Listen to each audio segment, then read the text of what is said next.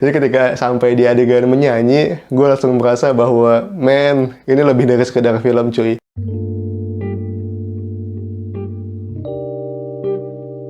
Hai, balik lagi bersama gue David di Kita Bukan Wibu. Di video kali ini kita akan kembali membahas sebuah film anime yang baru tayang. Gue baru nonton ini sekitar semingguan yang lalu. Judulnya adalah Bail atau Ryuto Sobakasu no Hime. Seperti biasa karena gue khawatir videonya akan jadi terlalu panjang, langsung kita bahas aja sekarang. Let's go! Buat lo yang belum tahu, Bail ini adalah film terbaru dari sutradara terkenal Mamoru Hosoda.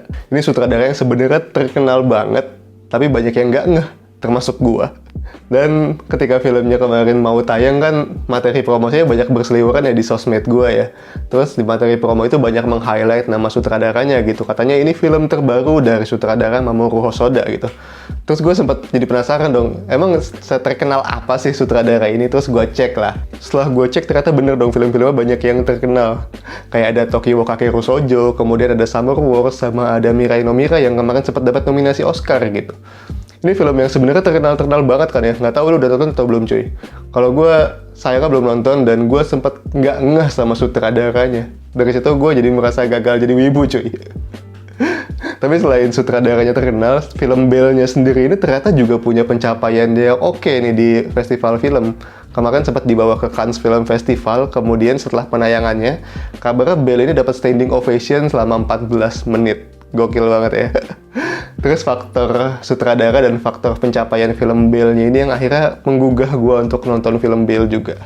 Sebelum gue kasih tahu pendapat gue tentang film anime ini, gue akan kasih tahu lo dulu cerita tentang anime Bail ini supaya lo dapat gambaran tentang ceritanya. Bail bercerita tentang Suzu, seorang cewek SMA pemalu yang hidup di desa. Namun, di luar kehidupannya yang biasa-biasa saja, Suzu memiliki identitas lain dalam sebuah dunia virtual bernama Yu. Di dalam Yu, Suzu adalah seorang penyanyi virtual yang dipuja-puja dengan nama Bail. Suatu hari, konser besar yang sedang dilangsungkan oleh Bail terganggu oleh makhluk mengerikan yang sedang dikejar banyak petugas. Makhluk ini disebut Ryu atau Beast. Selepas kekacauan itu, Bail mulai mencari tahu sosok sebenarnya dari orang yang ada di balik akun monster mengerikan tersebut. Dari sini, Bail mulai menyadari bahwa ada sesuatu yang rapuh di balik sosok monster mengerikan tersebut. Salah satu hal menarik yang gue sadari setelah lihat poster dan nonton trailernya adalah gue merasa ini semacam retelling dari cerita Beauty and the Beast. Dan setelah gue nonton filmnya secara penuh, rasanya dugaan ini ada benernya juga ya. Karena ada banyak unsur yang serupa. Pertama, dari dua karakter pentingnya aja mirip-mirip nih. Satu, namanya sama-sama Bail. Dan yang kedua, karakter laki-lakinya sama-sama berwujud monster. Terus ada juga beberapa unsur yang mirip-mirip. Kayak misalnya sama-sama mereka punya kastil besar, lalu ada unsur mawar.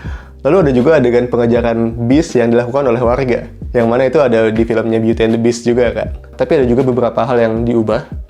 Kayak misalnya kalau di cerita Beauty and the Beast yang asli, karakter Bail-nya ini kan sukanya baca buku ya. Sedangkan kalau di cerita Bail yang sekarang ini, tokoh Bail-nya ini lebih suka bernyanyi gitu. Buat gue, retelling Beauty and the Beast ini terasa menarik karena buat gue pribadi sebenarnya Beauty and the Beast ini termasuk fairy tale yang gue suka gitu. Kalau dari segi cerita sebenarnya menarik ya mengikuti perjalanan Suzu yang punya dua persona kayak gini. Ketika dia ada di real life, dia tuh cewek yang biasa aja dan cenderung nolep ya. Tapi ketika dia masuk ke dunia maya, dia bisa jadi sosok yang berubah 180 derajat, berubah total.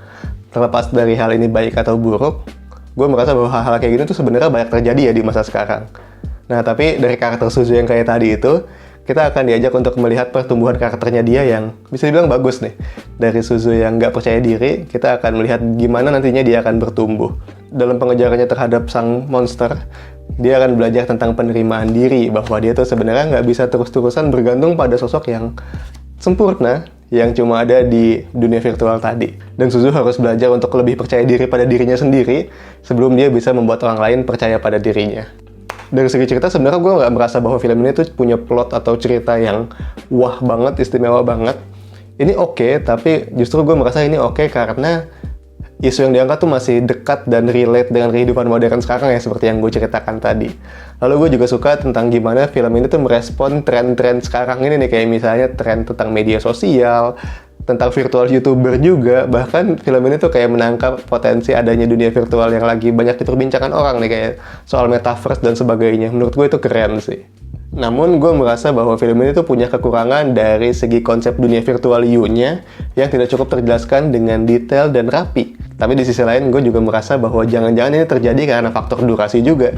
Karena ini kan cuma satu film ya, beda dengan series yang punya beberapa episode gitu. Nah, buat lo yang mungkin cukup detail dan cukup kritis, mungkin akan ada beberapa hal yang dirasa kurang pas atau mengganjal.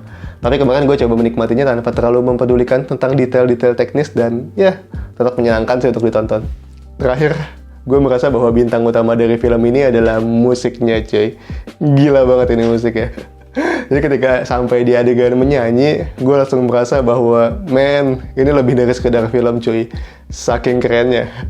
Jadi film ini kan memang punya genre musik ya, dimana Belle-nya sendiri adalah seorang penyanyi virtual.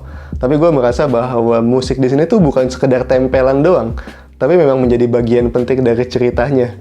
Gue benar-benar bisa merasakan bahwa musik di sini tuh benar-benar representasi dari apa yang tokoh-tokohnya rasakan, yang mereka pengen luapkan dengan kata-kata tapi nggak bisa. Akhirnya meluap semuanya dalam bentuk musik dan itu sampai banget ke penonton dan man, ini keren banget cuy.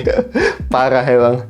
Tapi gue sempat dengerin lagunya dulu tuh sebelum nonton kan, memang karena gue tahu ini genre-nya musik. Sebenarnya pas gue dengerin di awal, gue gak merasa lagunya itu nyangkut di gue sih, nggak tahu kenapa ya, mungkin nggak cocok-cocok banget memang. Tapi ketika gue nonton di bioskop, bener-bener beda men sensasinya. Jadi gue merasa bahwa memang musik di sini dan filmnya itu memang idealnya dinikmati bersamaan supaya bisa dapat sensasinya gitu. Beneran ini memang lebih dari sekedar film, gue jadi merasa bahwa ini tuh semacam musical besar yang lo tonton di layar bioskop dalam bentuk anime yang memang indah banget coy. Oke, ini adalah film perkenalan gue dengan sutradara Mamoru Hosoda, dan gue puas banget bisa kenalan lewat film ini. Kesan awal yang menurut gue tuh bagus gitu, filmnya memang indah, dan gue jadi paham kenapa film ini dapat standing ovation sampai 14 menit di Cannes Film Festival gitu. Dan setelah ini gue jadi penasaran dengan film-film beliau yang lainnya gitu. Terus gue tuh pengen merekomendasikan film ini sih sebenarnya ke lu, tapi beberapa waktu lalu gue sempat dengar kabar yang kurang mengenakan gitu. Jadi karena jumlah penonton yang terbilang sedikit, film Belle ini kemungkinan akan berhenti ditayangkan di beberapa bioskop lebih cepat dari biasanya gitu. Mungkin setelah review ini tayang, gue nggak tahu nih apakah filmnya masih tayang di bioskop atau enggak gitu.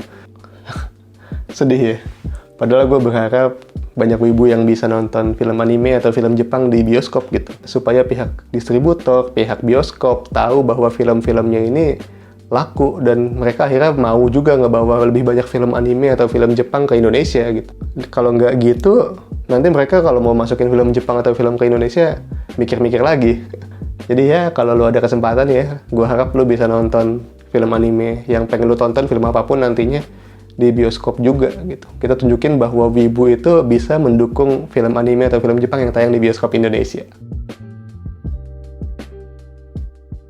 Oke, sampai sini aja review tentang film anime Belle atau Ryuto Sobakasu no Hime.